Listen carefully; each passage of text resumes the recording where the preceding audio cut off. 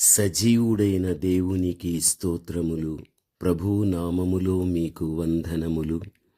2026 July 15వ తారీఖు ఏర్పరచబడిన దైవవాక్యం సామెతలు 8వ అధ్యాయం 17వ వచనం.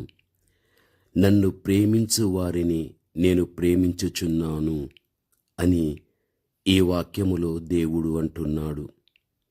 దేవుణ్ణి ప్రేమించడం అంటే ఏమిటి అని మనం ఆలోచించగలిగితే, ఆయనను స్తుతించడం, ఘనపరచడం, గొప్ప చేయడం, మాట వినడం, ఆయన గురించి ప్రకటించడం, సాక్ష్యం చెప్పడం, ఇటువంటి దేవునికి మహిమ తెచ్చే కార్యాలు ఎప్పుడైతే మనము చేయడమన్నది జరగగలుగుతుందో ఆయన మీద మనకు ప్రేమ అనేది ఉన్నట్టు.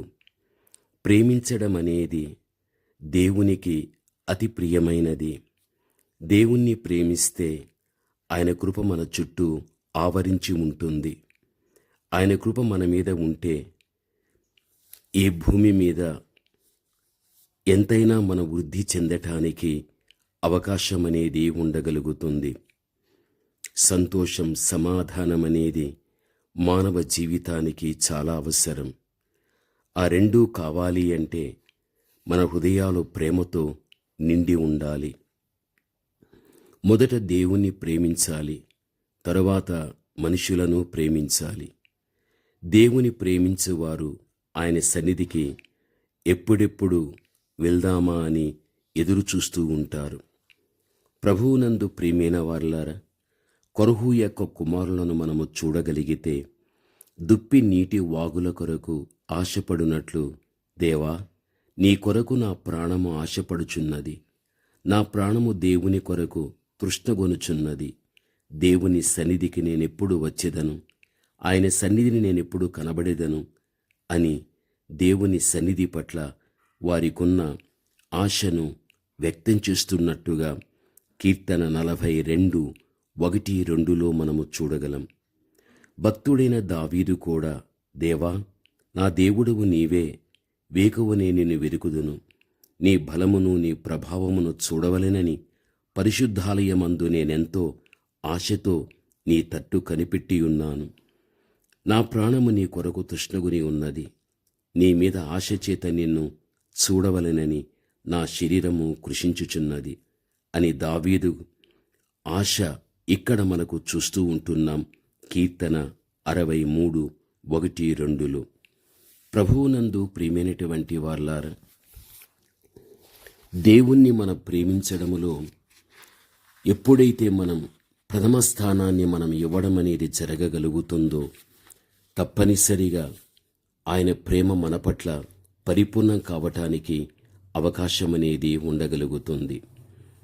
పరిశుద్ధ గ్రంథంలో మనము చూడగలిగినట్లయితే, దావీదు జీవితం, నేనెల్లప్పుడూ యెహోవాను స్తుతించెదను, నిత్యము ఆయన కీర్తి నా నోట నుండును, యెహోవాను బట్టి నేను అతిశయించుచున్నాను, నాతో కూడి యెహోవాను ఘనపరచుడి అని దేవుని యొక్క వాక్య భాగములో మనము చూడగలం.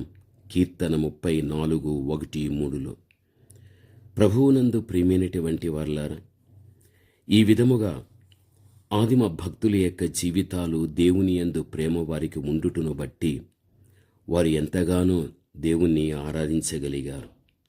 మోషేను మనము చూడగలిగినట్లయితే, ప్రభువా, తరతరముల నుండి మాకు నివాస స్థలము నీవే, పర్వతముల పుట్టకమునపు యుగయుగములు నీవే దేవుడవు అని ఆయనను ఉన్నతుడుగా చూపించుచూ ఉంటున్నాడు. 90వ అధ్యాయం కీర్తన 1-2లో. నిజమే, ఆదిమ భక్తుల యొక్క జీవితాలు ఎంత దేవుని ఎడల ప్రేమ వారు కలిగి ఉంటే దేవుని వారు ఘనపరుస్తూ రాగలిగారో మనకు వాక్య భాగములో మనము చూడగలము.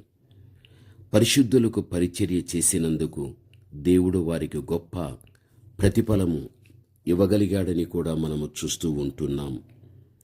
నిజమే, అది హెబ్రీ 6:10లో ఆమెదట మీరు చూడవచ్చు. యెహోషువ మోషేకు పరిచారకుడుగా పనిచేశాడు. యెహోషువ మోషే అంతటి వాడయ్యాడు. మోషే తర్వాత ఇశ్రాయేలుల మీద నాయకుడు కూడా కాగలిగాడు. ఎలీషా ఏలియాకు శిష్యుడుగా ఉపచారము చేశాడు. ఏలియా తర్వాత అంతటి ప్రవక్త కాగలిగాడు.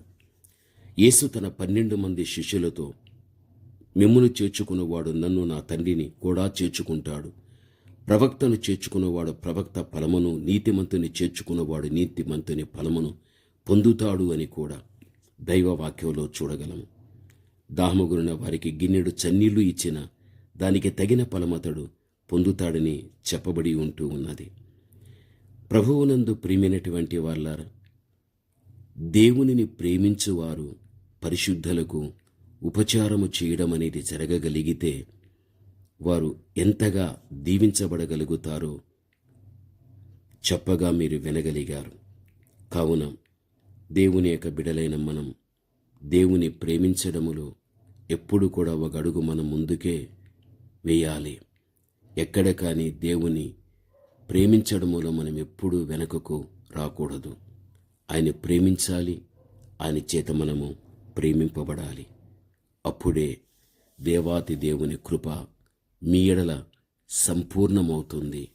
ఆ కృపను బట్టి కుటుంబములో సమాధానము, కుటుంబములో సంతోషం కూడా మీకు కలగటానికి అవకాశం కలుగుతుంది. ప్రార్థన. పరమ తండ్రి అయిన మా దేవ, మా ఆదిమ భక్తులు నా తండ్రి మిమ్మల్ని ప్రేమించారు. మీరు వారిని పరిపూర్ణమైన ప్రేమతో నా తండ్రి ప్రేమించి మీ కృపను తండ్రి వారి పట్ల మీరు చూపించగలిగారు. మా జీవితాలు కూడా నేటి తరములో మా పితరుల వలె తండ్రి మిమ్మల్ని ప్రేమిస్తూ, దేవా మీ కృపను మేము పొందుకుంటూ దాని ద్వారా మాకు వచ్చేటువంటి సమాధానం, సంతోషం, ఆశీర్వాదాలు మేము పొందుకోవటానికి కృపను మాకు చూపమని యేసు నామములో ప్రార్థన చేస్తున్నాము తండ్రి. ఆమేన్.